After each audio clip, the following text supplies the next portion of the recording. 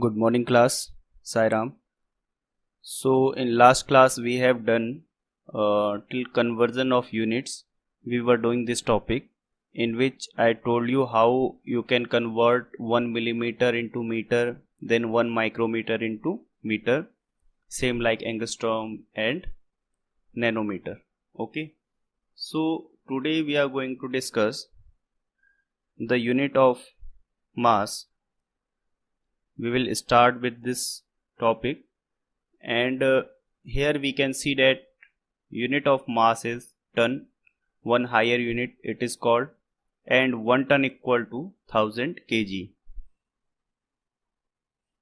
Then we have 1 quintal, and 1 quintal equal to 100 kg. Similarly we have one more unit of mass, that is pound, and 1 pound equal to 453.6 gram. The largest unit of mass is this one, Chandrasekhar limit. Okay, and you don't need to remember its exact magnitude, you can say, or value. Okay, but just remember that it is equal to 1.4 times of mass of the sun. Okay, and then we have one more thing, 1 AMU, that is this much, 1.66 10 raised to the power minus 27 kg. Okay, and one more unit we have, that is 1 carat equal to 200 milligram or 0.2 gram. Then we have unit of times. In one solar day we know 24 hours exist, means simple language we can say one solar day means one day. Okay, and in one day 24 hours. Then we have one solar year or one year, you can say. In 1 year we have 365.25 days. Then we have 1 minute. In 1 minute we have 60 seconds. Then we have 1 hour. In 1 hour we have this much second, 3600 seconds. And similarly in one day you have 86,400 seconds. You can calculate this also, like one day equal to 24 hour, and 24 into 1 hour you can write in this manner also, and you can write 24 into 1 hour means either you can write 60 into 60, or you can directly write 3600 second. By this calculation you will get 86,400 second in one day. You have to remember this thing also. Then we have other unit of second, but that is not important for us. Then we have a new topic, that is called parallax method of measuring length. So we will try to understand this method, how we can measure distances. So just read the definition first. When the same point is observed by two different observation points, it seems position of point changes. This shift is called parallax. Okay, so try to understand. We have one position or one object, say S. Okay, and we try to observe this object S from position A. Then we will get some angle from here, theta 1. And the same object S is observed from B, and we will get another angle, theta 2. Then distance between A and B, this is our first position, this is our second position, and we already know this much distance, that is called B. Okay, then by angle sum property we can measure this angle theta also from here. So finally what we have, that is, we know the value of B and we know this angle theta, and we want to calculate this much distance, say A to S or B to S. Then how we will calculate it? We know that angle equal to arc upon radius.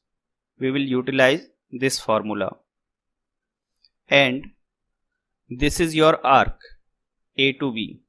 Okay, if this distance is very large from A to sun, or point A to sun, or point B to sun, this distance is very large. For that, this length B can be considered as arc. From here we can write theta equal to B upon C. From here we can calculate that distance C equal to B upon theta, and B is in meter and theta should be in radian. I hope this formula is clear to you, that for a small angle the length of arc, okay, for a small angle here we can understand, for very small distance this arc length and this chord length are almost equal. Here in picture you can also understand, here we have one object, then we have second object, and then we have third object. This is the measured angle, okay, and this distance is called lunar distance. Like here we have B, that distance is called lunar distance. And from here to here, this object to this object, okay, along this red line, you can measure this length because this is considered as radius. You can apply the formula angle equal to arc upon radius. So this method is called parallax method for measuring length. Then we will require this formula also, that is conversion formula, 1 degree equal to pi by 180 radian. Okay, you can call it 180 degree angle or you can call it pi radian angle, both are same. You can call 90 degree angle or you can call pi by 2 radian, both have same meaning. Okay, like you have 1 kg and 1000 gram, both are equal. Okay, but this gram, instead of this gram we have, suppose I am just giving an example, we have another unit, say radian, and instead of kg we have another unit, say degree. Okay, so whenever we have two different unit, there is some relation between them. Okay, and these two relation, these two equation shows that relation. Now here you can remember that 1 degree equal to pi by 180 radian. Okay, by this method you can convert it, and value of pi you know very well, 3.14 or 22 by 7. By putting that value you can get this much radian. Also 1 degree equal to 60 minute and 1 minute equal to, okay, or 1 second equal to 1 by 60 minute. You can write this also. Moreover, I am giving you one example how you can convert it. Now try to imagine we have two situations. Situation number 1, you can say case number 1, and then case number 2. First of all, you are standing at this point, say at center, and you have one point A in front of you and you have another point B, and from here to here this length is called arc, from A to B. Then you can say that angle equal to arc upon radius. Okay, then suppose this angle is R, sorry, this radius is R and this arc is AB. Then you will write it AB upon R. Here also you will write same thing, that angle equal to, but try to understand in second situation what we have. This point B we have shifted over here, then we have replaced this point B at this place, then we have replaced this point B over here, means your angle keeps on increasing. Finally your B point has reached up to here, means you have covered this much angle. Okay, you have moved through this much angle. Then this angle is called 360 degree angle. Okay, in one complete round. Then again you will write, and this angle is theta equal to 360 degree. Here we will write theta equal to, again arc upon radius. Radius of this circle is still r only. I will write r. But what is arc actually? Tell me. Initial case this was your arc, and now you have moved up to here, then here, up to here, and finally you reached at the same point. Then what will be the arc length? That will be length of this perimeter. I hope you can understand that. Now I will write, instead of arc, total length of 2 pi r. This is my arc value. Okay. So I will write now theta equal to 360 degree, and here my arc length is perimeter length 2 pi r upon radius is r, and my answer will come out 2 pi radian. Okay. So this is the way how we can write that 360 degree equal to 2 pi radian. From here, if someone writes that 1 degree, by what number I should divide this 360 so that I can get 1 only? I should divide it by 360. So if I am dividing it by 360 on left side, then I should divide on right side also by same number.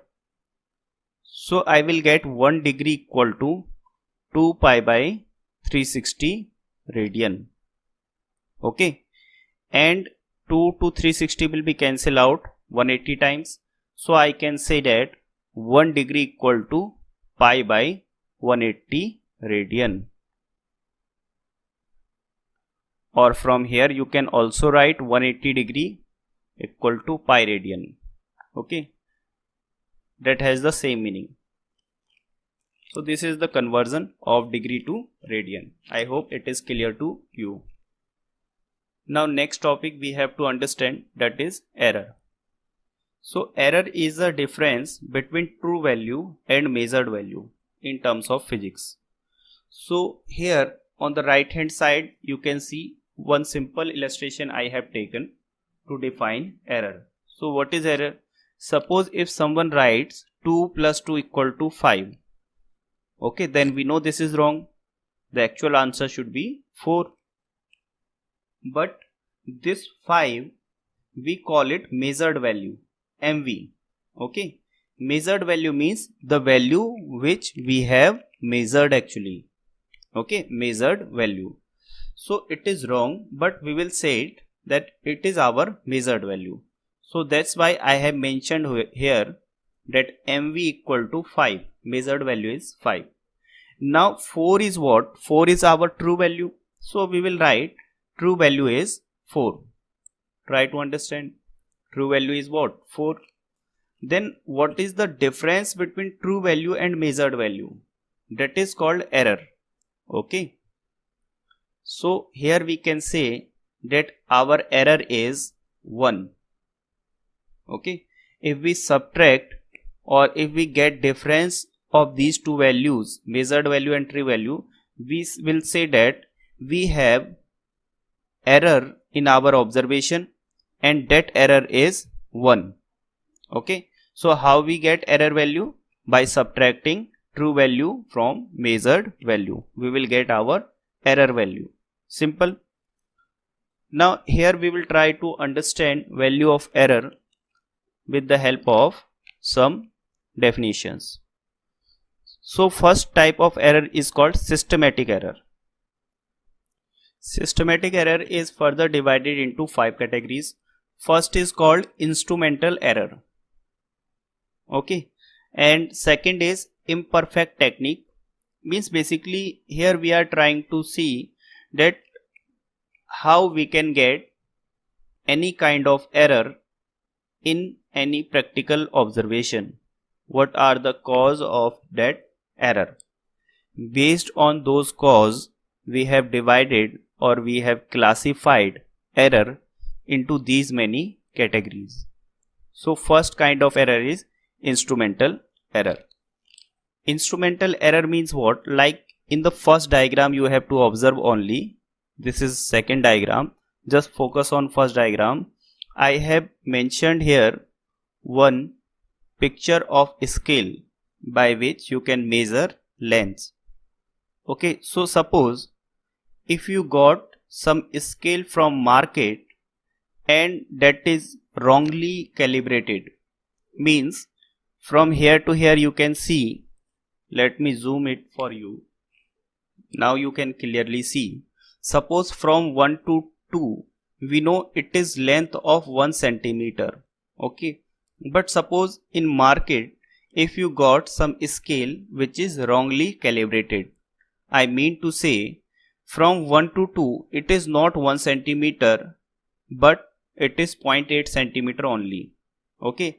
Or you can say from 1 to this point, this is the actually 1 centimeter. This is the length of 1 centimeter, but someone gave us wrong scale. Then we can say that whenever we will measure our length with the help of this scale, we will always get wrong answer. Similarly, you can get one thermometer also which is wrongly calibrated.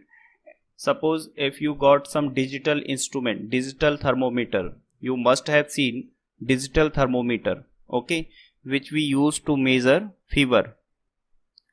In that we got actually number. Suppose this number comes out to be 99.2 Fahrenheit.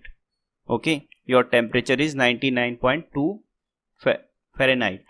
Then if you measure your fever with another thermometer which works on mercury concept, in which your mercury rise up, okay, that old kind of thermometer, then there you can see some another value, say 99.3 Fahrenheit.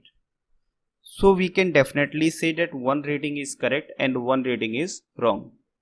So whenever there is some error in our instrument, okay, we will get different answers or different observations.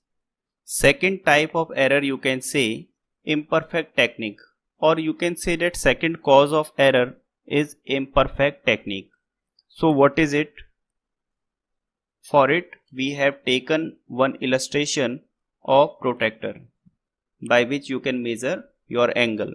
Suppose one child doesn't know how to measure angle. He doesn't know the proper technique. And we gave him one question like measure or make an angle of 60 degree. Then what he does, he just make a straight line like this one. Then he observe where it is mentioned 60 degree on the protractor. Here he sees 0 degree, then this is your 10, 20, 30, 40, 50 and 60. Here at this point he mark it and he draws one line like this, and he says this is 60 degree mentioned over here. Then after that we have 70, but here it is 60. So one line is this one and another line is this one, and he write this one as 60 degree. Then we will say this reading is wrong. This is not 60 degree. In fact, it is 120 degree, the actual value. So 60 degree is called measured value. Okay, what he has measured. But true value is this one. The true angle is 120 degree, because it will be counted from here 0, 10, 20, 30, 40, 50, 60 and like that, and then 120. Okay, so this is called what? Imperfect technique. Then next category we have personal error, means another different person, you can say different person measure different value. In the same case, if you give one object or one activity, if you give one activity to two different students, they will give us different answer. Like if I say draw 5.35 centimeter line with the help of scale, then one will measure from here up to 5, then 5.3 here, suppose 6 centimeter we have, then one can measure 5.30 centimeter. Okay, instead of making 5.35 centimeter line, he can make 5.30, and another person can draw the exact line. So it depends on person to person. External cause may be there. Okay, in systematic error we have one more factor, that is external cause. External cause means like temperature, etc. Sometime what happens, if we try to measure length of any given object with the help of a steel tape, metal tape. You must have seen what is metal tape, that construction worker used to measure lengths. Okay, so I am saying that if we try to observe things with metal tape, you know that in hot weather or at high temperature your metal expands. Okay, and in very cold places this metal can get shrink. So basically your reading, your answer will come out in a wrong way. Okay, similarly, or in personal error you can also consider one more example. Okay, like if you and your friend are standing over here, okay, and suppose I gave you to measure the length of between two objects, okay, and you are holding the tape, cloth tape. You know what is cloth tape? To measure the length we use cloth tape also. So you are holding from here and your friend are holding from here, and if you are not holding it tightly, then the tape may sag from here. Okay, it may get sagging from here, then actual length you will measure that will be greater. What my point? So these are personal error. Similarly, external cause may be like if you try to observe or try to measure weight of any object. Okay, then we know that at different places of earth you may get different value of g. G is different. This is your polar point and this is equator line. At equator value of g is different basically. That is due to rotation of the earth. It experiences some centrifugal force in outward direction. Okay, due to rotation of this earth, then their value of g will be different. You will learn all these concepts in your upcoming chapters, but I am saying that if you try to measure weight, then weight is always mg, but at different places of earth you may get different weight because g is different. Okay, then we have last portion of error, that is called least count error. Remember, it is not list, it is actually least. By mistake spelling is not correct. So least count error means what? The minimum length which can be measured. Okay,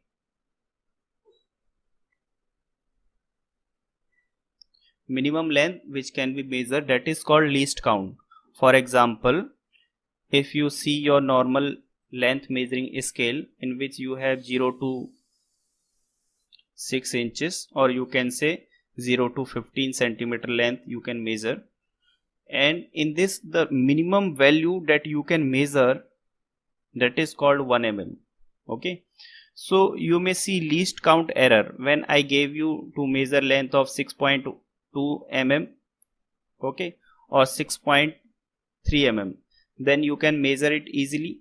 But if I say you to measure 6.25 mm, okay, that will be between 6.2 and 6.3 or 6.20 and 30, then you may get some error. Like here I have mentioned 6, 7, then here to here you will have 10 divisions, like 1, 2, 3, 4, 5, 6, 7, 8, say 9, 10. Okay, like in this way you have 10 divisions. Just try to understand.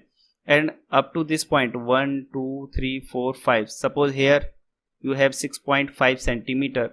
Then if I say 6.55 centimeter, then next one is 6.6 centimeter. Okay, so where is 6.55? So you have to predict actually. You can't say which is the exact length. Okay, so such type of error you can see if you got one measurement which occurs in category of least count. Okay, that is the minimum value which we can measure. There also you can it is probability that you can make some mistakes if you are given such problems which are based on least count.